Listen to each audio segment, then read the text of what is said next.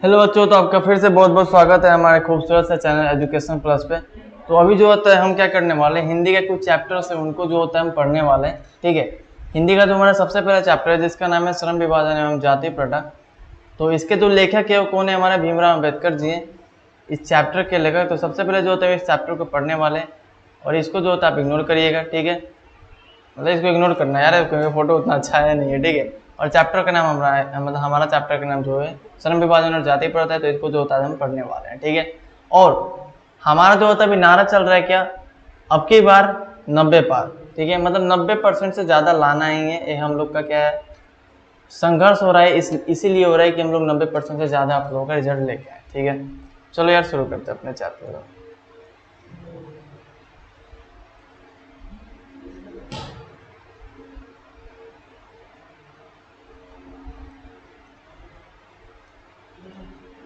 ठीक है, तो सबसे पहले तो चैप्टर क्या हमारा श्रम विभाजन एवं जाति प्रथा, उसके लेखक जो हमारा भीमराव अम्बेडकर जी हैं। ठीक है, तो इसमें हम लोग को क्या पढ़ना होगा, तो चैप्टर का जो होता है सबसे पहले हम लोग को पढ़ना होगा लेखक के बारे में, हमारे भीमराव अम्बेडकर जी के बारे में सबसे पहले पढ़ना होगा। तो बाबा साहब भीमराव अम्बेडकर का जन्म 14 अप्रैल 1891 ईस्वी में हुआ था। कब हुआ था? 14 अप्रैल 1891 ईस्वी में महू मध्य प्रदेश में एक दलित परिवार में हुआ था। कहाँ हुआ था?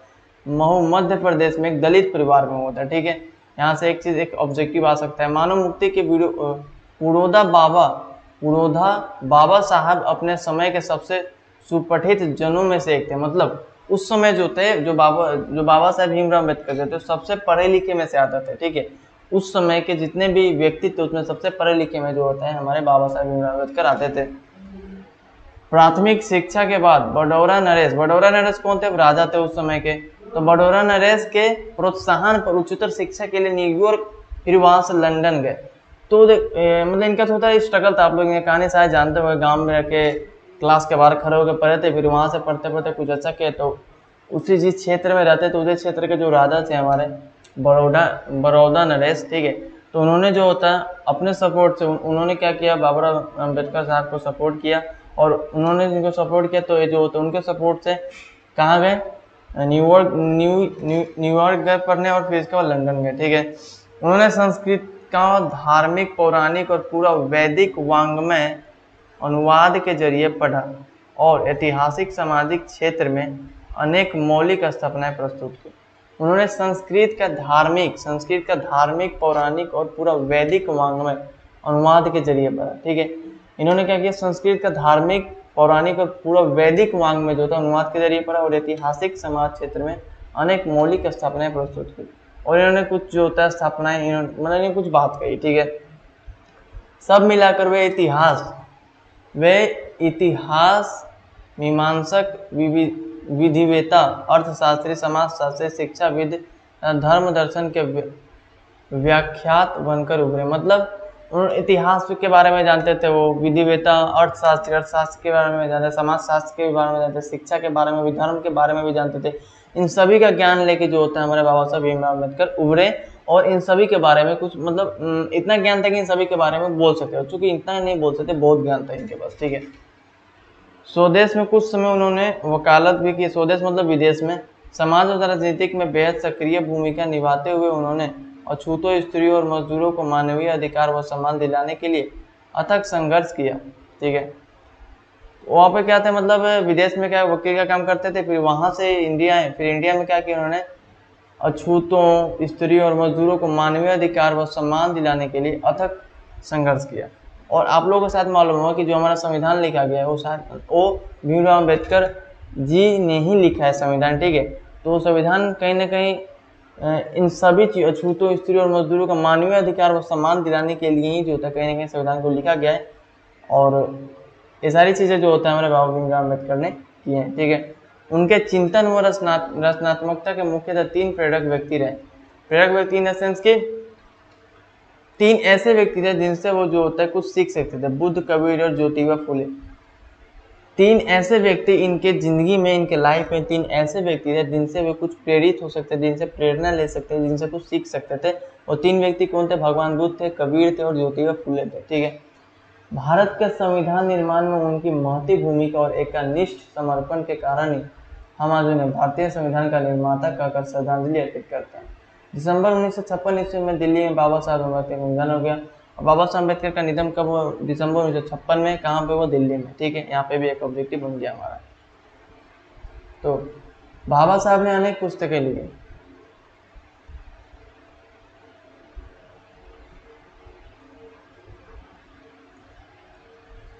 बाबा साहब ने अनेक पुस्तकें लिखी।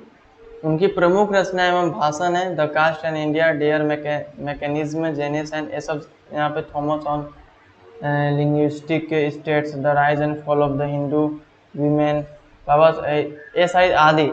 यहाँ से यहाँ तक जो होता है उनके जो होते हैं कुछ मतलब बाबा साहब भीमराव अम्बेडकर ने जो होते हैं ये सारे जो होते हैं किताब लिखा था बाबा साहब भीमराव। उनके प्रमुख रचनाएं में से ये सारी रचनाएं आते हैं। ठीक है, उनके प्रमुख लिखी हुई किताबों में से सारी किताब आते हैं। ठीक है, हिंदी में उनका संपूर्ण वाङ्मय भारत सरकार के कल्याण मंत्रालय से बाबा साहब अम्बेडकर का संपूर्ण वाङ्मय नाम से 21 खंडों में प्रकाशित हो चुका है। यहाँ प्रस्तुत पाठ बाबा साहब के विख्यात भाषण एनिहिलेशन ऑफ कास्ट के ललई सिंह यादव द्वारा किए गए हिंदी रूपांतरण जाति भेद का उच्छेद से किंचित संपादन के साथ लिखा गया है। यह भाषण जाति पोथी तोरक मंडल के वार्षिक सम्मेलन के अध्यक्षीय भाषण के रूप में तैयार किया गया था, परंतु इसके क्रांतिकारी दृष्टि से आयोजकों की पूर्णतः सम्मति न बन सकने के कारण सम्मेलन स्थगित हो गया और यह पढ़ा न जा सका। बाद में बाबा साहब ने इसे स्वतंत्र पुस्तक का रूप दिया। प्रस्तुत आलेख में वे भारतीय समाज में श्रम विभाजन के नाम पर मध्ययुगीन अवशिष्ट संस्कारों के रूप में बरकरार जाति प्रथा, मानवीयता, नैसर्गिक न्याय एवं सामाजिक सद्भाव की दृष्टि से विचार करते हैं। जाति प्रथा के विस्मातपूर्वक सामाजिक आधारों, रूढ़ पूर्वग्रहों और लोकतंत्र के लिए उसकी अस्वास्थ्यकर प्रकृति पर भी यहाँ एक संदर्भ। भारतीय लोकतंत्र के भावी नागरिकों के लिए यह आलेख अत्यंत शिक्षाप्रद है। मतलब जो भी यहाँ पे चैप्टर का बताया गया है कि चैप्टर कहीं ना कहीं भाषण से ही प्रेरित है या भाषण से ही बोल सकते हैं लिया गया है। ठीक है, तो चैप्टर जो है भीमराव अम्बेडकर जी ने लिखा हुआ है। तो अब हम जो होता है अपने चैप्टर की तरफ बढ़ते। जो हमारा चैप्टर का नाम क्या था? श्रम विभाजन एवं जाति प्रथा और जाति श्रम विभाजन और जाति प्रथा। यह विडंबना की ही बात है कि इस युग में भी जातिवाद के पोषकों की कमी नहीं है। पोषकों इन द सेंस जो जातिवाद को मानते हैं, जातिवाद के पोषकों की कमी नहीं है। इसके पोषक कई आधार पर इसका समर्थन करते हैं। समर्थन का एक आधार यह कहा जाता है कि आधुनिक सभ्य समाज कार्य कुशलता के लिए श्रम विभाजन का आवश्यक मानता है और चूंकि जाति प्रथा भी श्रम विभाजन का ही दूसरा रूप है। समर्थन का एक आधार यह कहा जाता है कि आधुनिक सभ्य समाज जो आधुनिक सभ्य समाज है कार्य कुशलता के लिए श्रम विभाजन का आवश्यक मानता है। मतलब कार्य कुशलता इन कि कोई व्यक्ति क्या काम करेगा उसके लिए श्रम विभाजन का आवश्यक मानता है। और चूंकि जाति प्रथा भी श्रम विभाजन का ही दूसरा रूप है। जाति प्रथा जो है क्या? श्रम विभाजन का दूसरा रूप है, इसलिए इसमें कोई बुराई नहीं है। इस तर्क के संबंध में पहली बात तो यही आपत्तिजनक है कि जाति प्रथा श्रम विभाजन के साथ साथ श्रमिक विभाजन का भी रूप लिए हुए है। देखो, श्रम विभाजन क्या होता है? श्रम विभाजन होता है कि किसी भी काम के आधार पर, जैसे कोई काम करता है, किसी भी काम के आधार पे हम किसी भी व्यक्ति को बताते हैं कि आप इस काम को अच्छा से करते हो तो आप इस कैटेगरी में आ सकते हो। ठीक है, ये हुआ आपका श्रम विभाजन का मतलब। श्रमिक विभाजन का मतलब होता है कि जन्मजात उसको बता देगा कि तुम इसी कैटेगरी में आते हो, तुम्हारे लिए सिर्फ यही काम बना हुआ है। तो ये जो होता है श्रमिक विभाजन हुआ। ठीक है, क्लियर हो गया? श्रम विभाजन निश्चित है सभ्य समाज की आवश्यकता है, परंतु किसी भी सभ्य समाज में श्रम विभाजन की व्यवस्था श्रमिकों के विभिन्न वर्गों में अस्वाभाविक विभाजन नहीं करते। ठीक है, श्रम विभाजन जो होता है, श्रम विभाजन की व्यवस्था श्रमिकों के विभिन्न वर्गों में, मतलब श्रमिक इन द सेंस के जो आदमी के विभिन्न वर्गों में अस्वाभाविक विभाजन नहीं करता। अस्वाभाविक का मतलब कि उनको बता दिया गया है कि यार तुम यही काम करो, तुम्हारे लिए सिर्फ यही काम बना गया है। ठीक है, तुम सिर्फ इसी काम के लिए बने हो, तुम सिर्फ यही काम कर सकते हो जिंदगी में। ठीक है, भारत की जाति प्रथा की एक और विशेषता यह है कि यह श्रमिकों का अस्वाभाविक विभाजन ही नहीं करते, बल्कि विभाजित वर्गों को एक दूसरे की अपेक्षा ऊंच नीच भी करार देती है, जो कि विश्व के किसी भी समाज में नहीं पाया था। अब भारत में अभी तो चूंकि बहुत कम हो गया है। ठीक है, अभी चूंकि बहुत कम हो गया, लेकिन पहले क्या था यार कि व्यक्ति को बता दिया जाता था कि यार तुम इसी काम के लिए बने हुए हो, तुम लोहा पीटने के लिए बने हुए हो, तुम लकड़ी का काम करने के लिए बने हुए हो, तुम सोने का काम करने के लिए बने हुए हो, सिर्फ यही सब काम करने के लिए तुम बने हुए हो, तो सिर्फ इसी पे तुम काम करना और इसके अलावा तुमको कुछ नहीं करना है। ठीक है, और यहाँ पे क्या होता था यार, इसके अलावा भी क्या होता था, ऊंच नीच भी होता था। जैसे कोई बोल सकते हैं कि कोई, आप लोग समझ सकते हो, मतलब काम के आधार पर भी उनको ऊंच नीच में बांटा जाता था पहले, कि तुम इस काम को करते हो तो तुम मेरे से नीचे हो, हम तुमसे अच्छा काम करते हैं। और वो काम भी क्या, तो वो काम भी उनको बता देगा कि तुम्हारा यही काम है, उनका मन नहीं करने का फिर भी वो कर रहे हैं। तो ये सारी चीज़ें पहले होती थी, ठीक है। जाति प्रथा और यदि श्रम विभाजन का विभाजन मान लिया जाए तो यह स्वाभाविक विभाजन नहीं है। स्वाभाविक मतलब अच्छा विभाजन नहीं है, मतलब एक्चुअल में से होना नहीं चाहिए, क्योंकि यह मनुष्य की रुचि पर आधारित नहीं है। सही बात है यार, मतलब कोई समझो, मतलब रुचि, अब कोई अगर लोहा पीट रहा है, ठीक है, और उसका मन नहीं लोहा पीटने का, फिर भी वो लोहा पीटे जा रहा है, तो कहीं ना कहीं उसकी रुचि पर आधारित नहीं, फिर भी उसको काम दिया गया और तुम इसके अलावा कुछ भी नहीं कर सकते हो, सिर्फ तुम्हारा यही काम है पहले के ज़माने में, ठीक है। अभी तो बहुत हद तक सही हो गया है, ठीक है। तो यही था यहाँ पे कि यही है, क्योंकि मनुष्य की रुचि पर आधारित नहीं है। कुशल व्यक्ति का सक्षम श्रमिक समाज, कुशल व्यक्ति का सक्षम श्रमिक समाज का निर्माण करने के लिए आवश्यक है कि हम व्यक्तियों की क्षमता इस सीमा तक विकसित करें जिससे वह अपने पेशा या कार्य का चुनाव स्वयं कर सके। कुशल व्यक्ति या सक्षम श्रमिक समाज, ठीक है, अच्छा श्रमिक समाज या अच्छा व्यक्ति का निर्माण करने का के लिए यही आवश्यक है कि हम उस व्यक्ति को इतना स्किल डेवलप कर दें, इतना उसको, मतलब उसके पास इतने स्किल हो कि वो अपने हिसाब से चूज कर पाए कि मुझे कौन काम करना है और ये इस काम को करना है, मुझे इस काम को नहीं करना है, ठीक है। ये हुआ क्या हुआ, सक्षम श्रमिक समाज, किसके अनुसार, बाबा साहब भीमराव अम्बेडकर के अनुसार, ठीक है।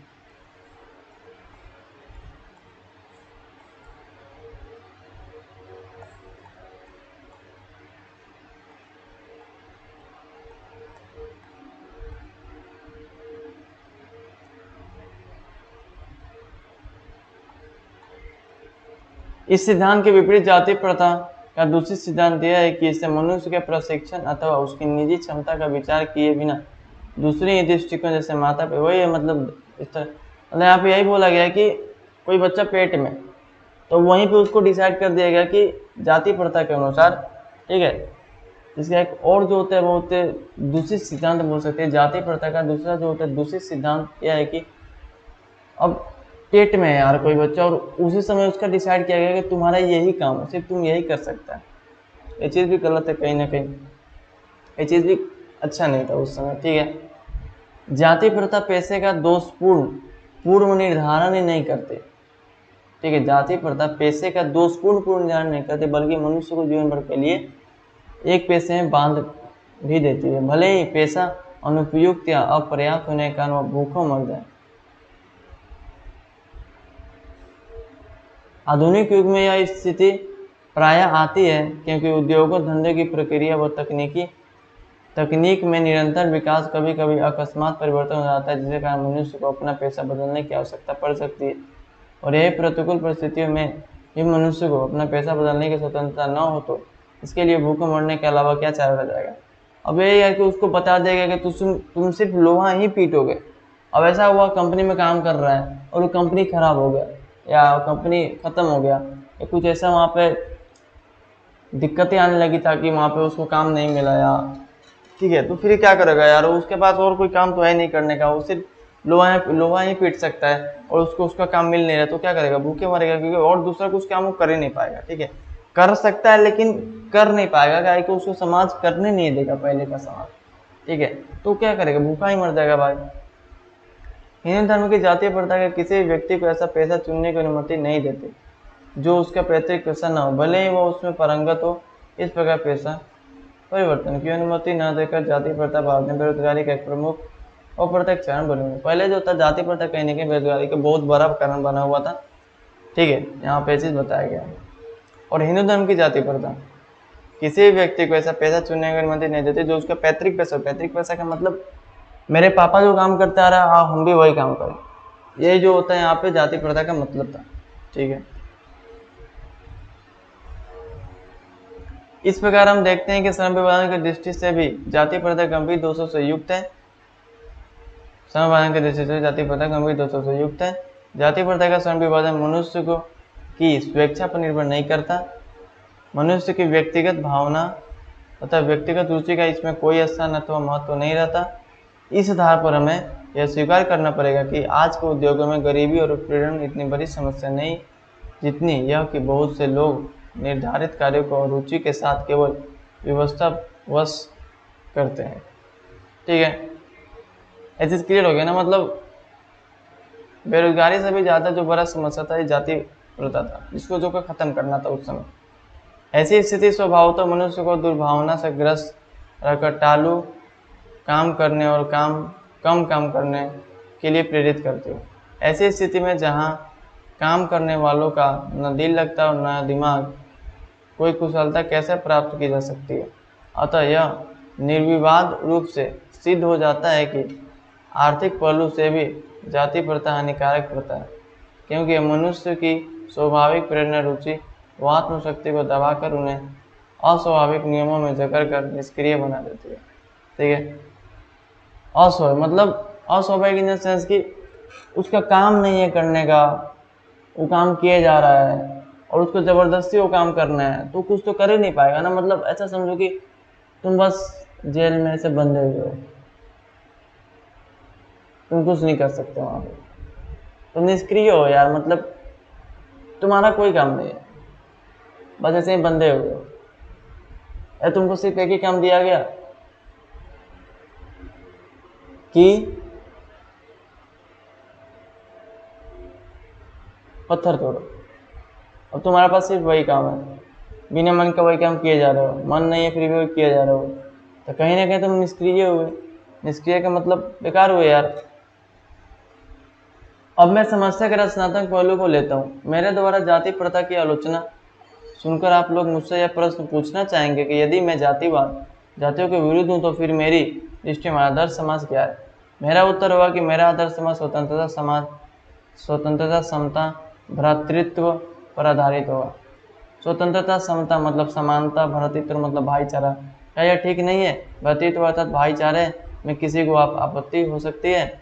किसी भी आदर्श समाज में इतनी गतिशीलता होनी चाहिए जिससे कोई भी वांछित परिवर्तन समाज के लिए एक छोर से दूसरे छोर तक संचारित हो सके।